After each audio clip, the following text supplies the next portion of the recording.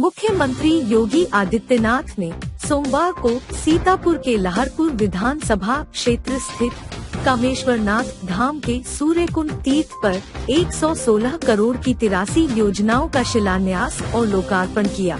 जन विश्वास यात्रा की आयोजित जनसभा में कहा कि बुआ और बबुआ इसीलिए नोटबंदी का विरोध कर रहे थे, क्योंकि उनके करीबियों के घरों की दीवारों में नोट जो भरे थे। सोमवार को कामेश्वरनाथ धाम के सूर्यकुंड तीर्थ पर पहुँचे मुख्यमंत्री योगी आदित्यनाथ ने जिले को 116 करोड़ की 83 योजनाओं की सौगात देते हुए कहा, पूर्ववर्ती सरकार में ये जिला काफी पिछड़ा हुआ था। 4.5 साल के कार्यकाल में उन्होंने प्रदेश में सबसे अधिक मकान और शौचालय इसी जिले के लोगों को दिए हैं। पहले की सरकार भ्रष्टाचार में डूबी थी, कोई भी कार्य बिना पैसे के नहीं होता था। 20 मिनट तक चली जनसभा में मंत्री जितिन प्रसाद के अलावा केंद्रीय मंत्री कौशल किशोर, पूर्व प्रधानमंत्री चंद्रशेखर के पुत्र नीरज शेखर, संजय सेठ, विजय बहादुर पाल, राजेश वर्मा, अशोक रावत, सलिल सेठ सहित विधायकगण मौजूद रहे।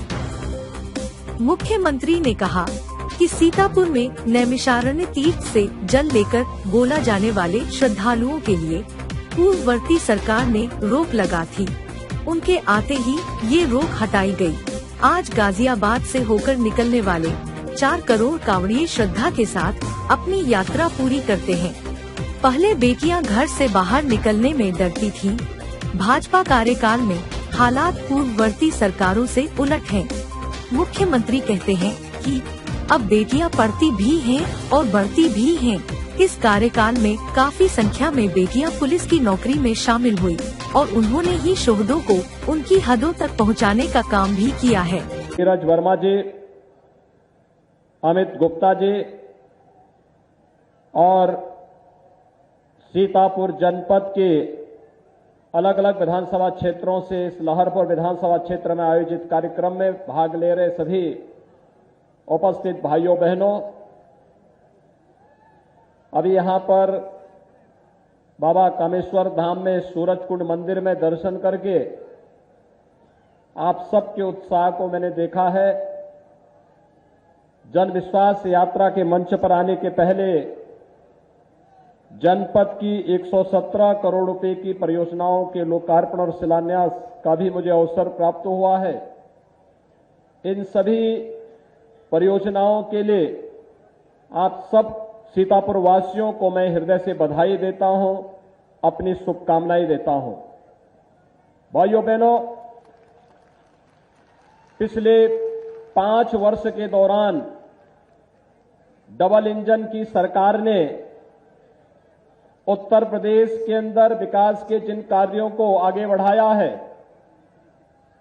उन कार्यों की उपलब्धियों को लेकर के एक बार फिर से जनता जनार्दन का आशीर्वाद लेने के लिए भारतीय जनता पार्टी के पदाधिकारी और हमारे जनप्रतिनिधि आप सबके बीच में आ रहे हैं और मैं आभारी हूं आपका।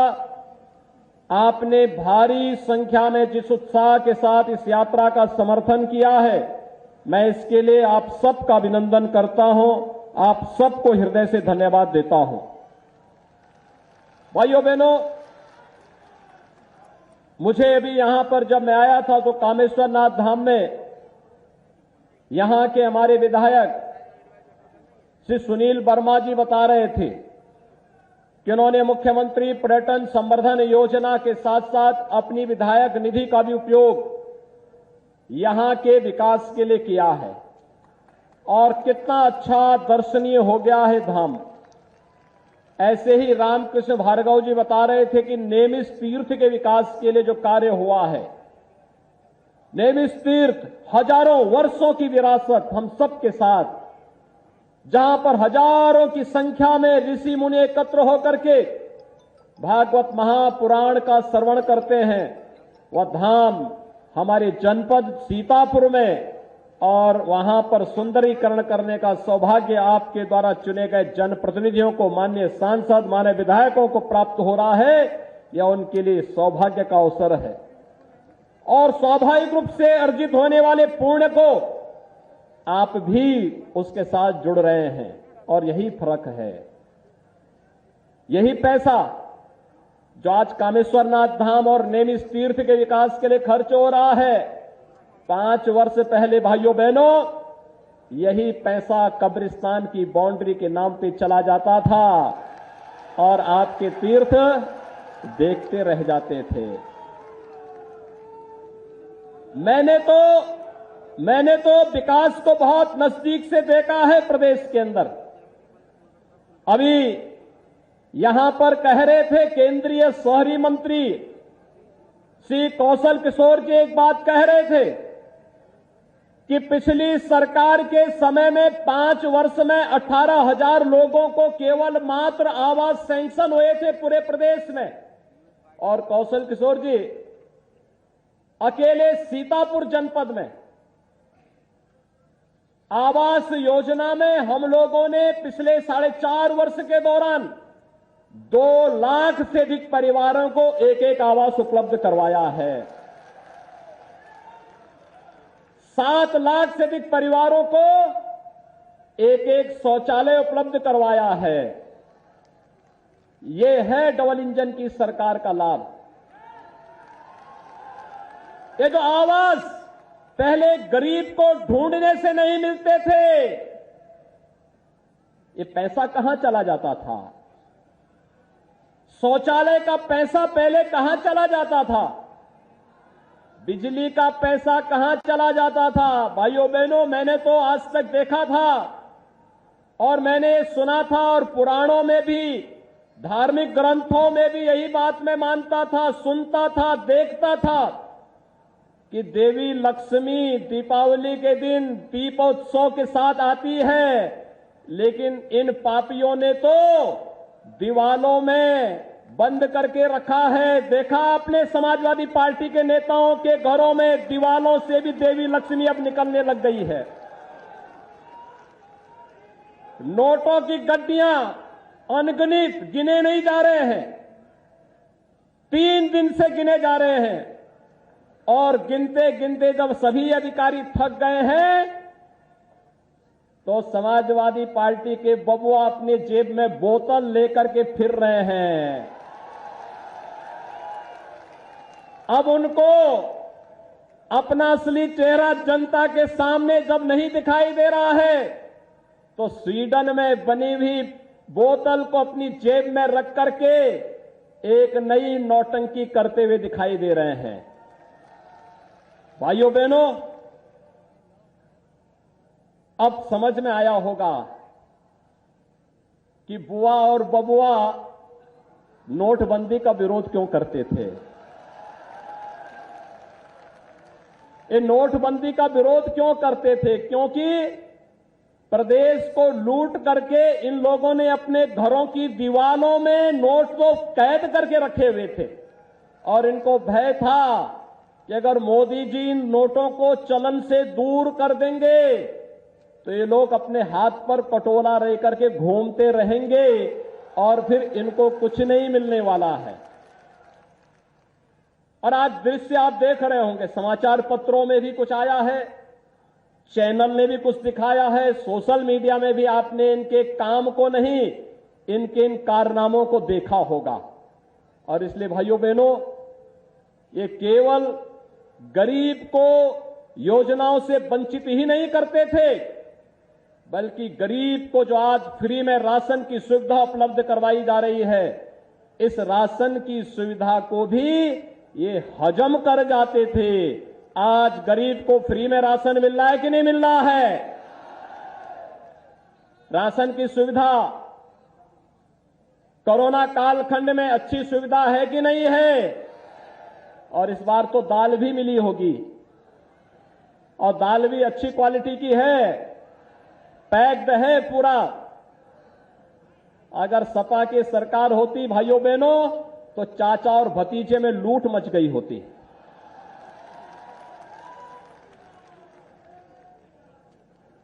और ये गरीब देखता रह जाता। गरीब को सुविधा का लाभ पहले नहीं मिलता था। न आवास योजना का लाभ मिलता था, न शौचालय का लाभ मिलता था, न स्वास्थ्य की सुविधा मिलती थी, न बिजली का कनेक्शन ही मिलता था, और बिजली तो ढूंढे भी नहीं आती थी।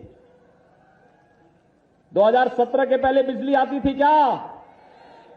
2017 के बाद आ रही है ना, और अब आ गई है तो फिर जाएगी नहीं।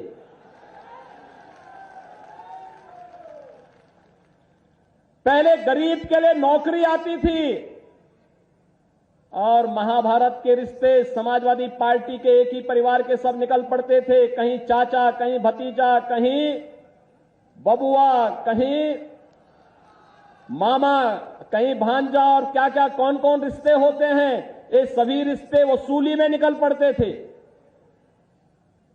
नौकरी नहीं लग पाती थी, पैसा भी जाता था, नौकरी भी नहीं लगती थी।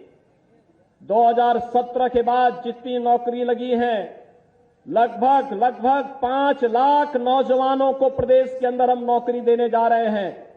अभी तो कुछ नियुक्तियों के पत्र वितरित होने बाकी हैं। मैंने विभागों से कहा कि वे स्वयं ही वितरित कर दीजिए, मुझे अब समय मिलना कठिन होगा। लेकिन भाइयों बहनों, 5 लाख नौजवानों को नौकरी मिल रही है, सरकारी नौकरी, और कोई नहीं कह सकता कि कोई लेन देन किसी ने किया हो, कोई भ्रष्टाचार किया हो। अगर कहीं से कोई सुगबुगाड़ दिखाई दी तो भ्रष्टाचारी को उठा करके जेल भेज दिया गया। लेकिन प्रदेश के नौजवानों के साथ खिलवाड़ नहीं करने दिया गया। प्रदेश के नौजवान को सम्मान देने का कार्य किया।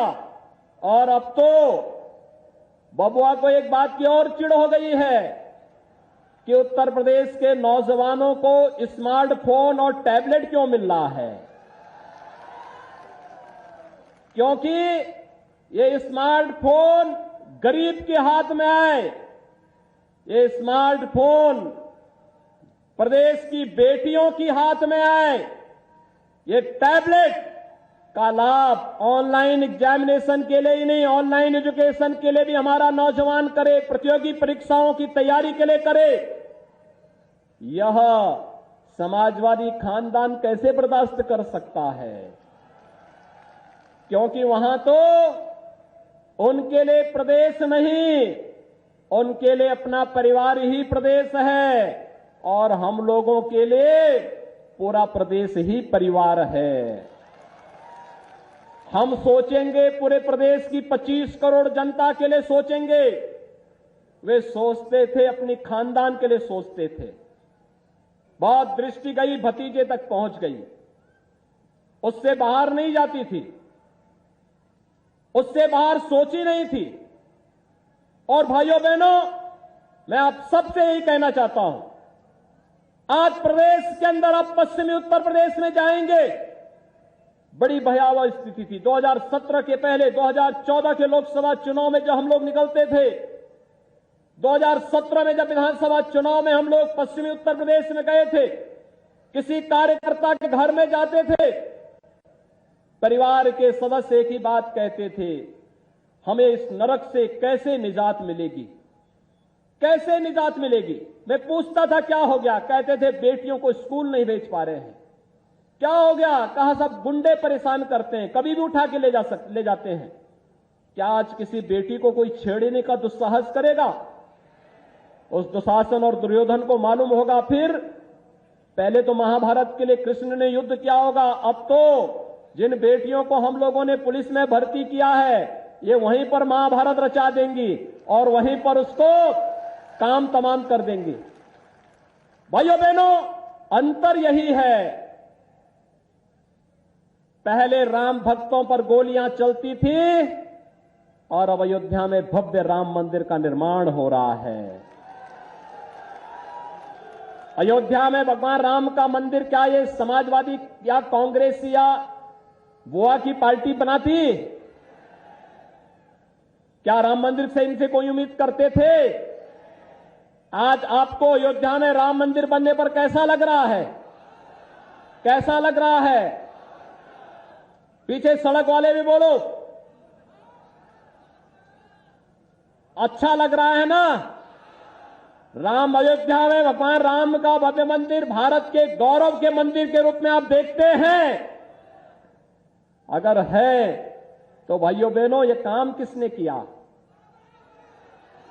भारतीय जनता पार्टी की डबल इंजन की सरकार थी। इसलिए सारी बाधाओं को दूर करते हुए अयोध्या में भगवान राम के भक्तों की भावनाओं के अनुरूप भव्य मंदिर के निर्माण कार्य भी आगे बढ़ा दिया गया। मैं पहले देखता था सीतापुर की ओर से, जब कावड़ यात्रा निकलती थी सावन के महीने में, तो समाजवादी पार्टी की सरकार होती थी या मोहन जी की सरकार होती थी, ये बैन लगा देती थी, कहती थी कावड़ यात्रा नहीं निकलने देंगे। मैं 2017 में जब मुझे मुख्यमंत्री बनाया गया तो मैंने पूछा, मैंने कहा भी आखिर क्यों रोक लगती है इस पे? कहा साहब वो कहते हैं कि ये ठीक नहीं है। तो मैंने कहा सभी प्रकार की यात्राओं में फिर रोक लगनी चाहिए। कावड़ यात्रा को रोकोगे और अन्य प्रकार के जुलूसों को निकालने दोगे तो कैसे काम चल पाएगा? हमने कहा कावड़ यात्रा निकलनी चाहिए। और भाइयों बहनों, यहां पर तो कम है, गाजियाबाद से हरिद्वार के बीच में 4 करोड़ कावड़ यात्री निकलते हैं, 4 करोड़ श्रद्धालु।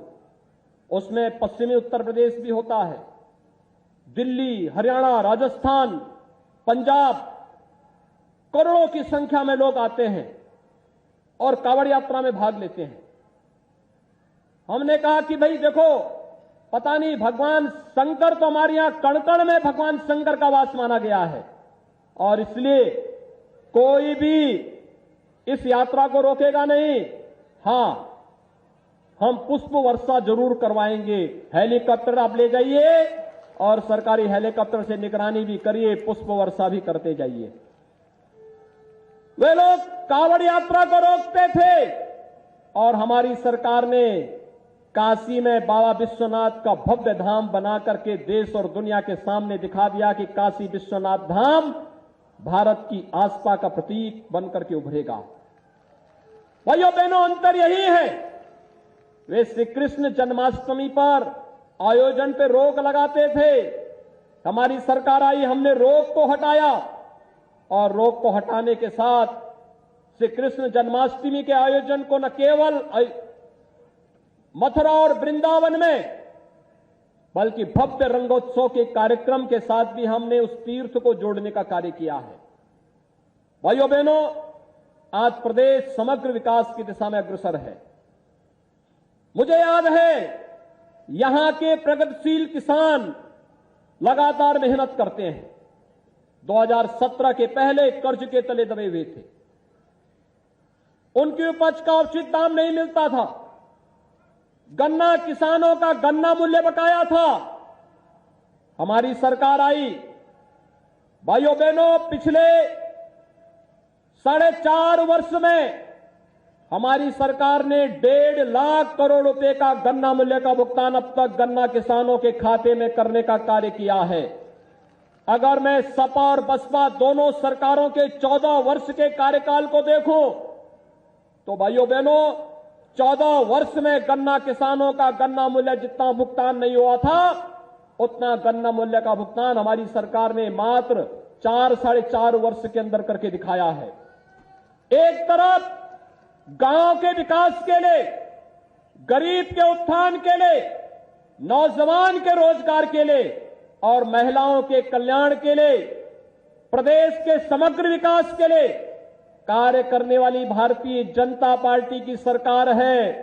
और दूसरी तरफ आप सबने देखा होगा, सपा की रही हो, बसपा की सरकार रही हो या कांग्रेस के नेतृत्व की इससे पहले की सरकारें रही हो, प्रदेश में आस्था के साथ खिलवाड़ करना, दंगा फसाद करना, बहन बेटियों की सुरक्षा के सामने संकट खड़ा करना, नौजवान के रोजगार पर डकैती डालना, गरीबों की कल्याणकारी योजनाओं को हजम कर जाना, इनकी नियति बन चुकी थी। ये लोग प्रदेश के विकास में बाधक हैं, स्पीड ब्रेकर का काम करते थे। आज यही कारण था उत्तर प्रदेश के सामने पहचान का संकट आ खड़ा हुआ था। और आज भाइयों बहनों, हम सब आपके बीच आए हैं। ये जन विश्वास यात्रा आपको डबल इंजन की सरकार के डबल फायदे दिखाने के लिए कि आपने आशीर्वाद दिया, बदले में उसका लाभ प्रदेश को भी और जनता जनार्दन को भी प्राप्त हो रहा है। और भाइयों बहनों, यह जन विश्वास यात्रा आपके इस उत्साह को अगले 3 महीने तक बनाए रखने के लिए, आपका आशीर्वाद लेने के लिए आपके पास पहुंची है। आप क्या भारतीय जनता पार्टी की दोनों सरकारों, केंद्र में मोदी जी के नेतृत्व की सरकार और प्रदेश की सरकार के कार्य से खुश हैं? जो लोग खुश हैं, ओपार नहर की पटरी और सड़क पर जो लोग खड़े हैं, वही लोग भी, और जहां इस पंडाल के बाहर पीछे भी काफी बड़ी संख्या में लोग खड़े हैं, वे सभी लोग अपना हाथ खड़ा करके मुझे आश्वस्त करें। जो लोग खुश हैं, मुट्ठी बांध करके संकल्पित होंगे मेरे साथ में, दोनों हाथ खड़ा करके मेरे साथ बोलेंगे, भारत माता की, भारत माता की।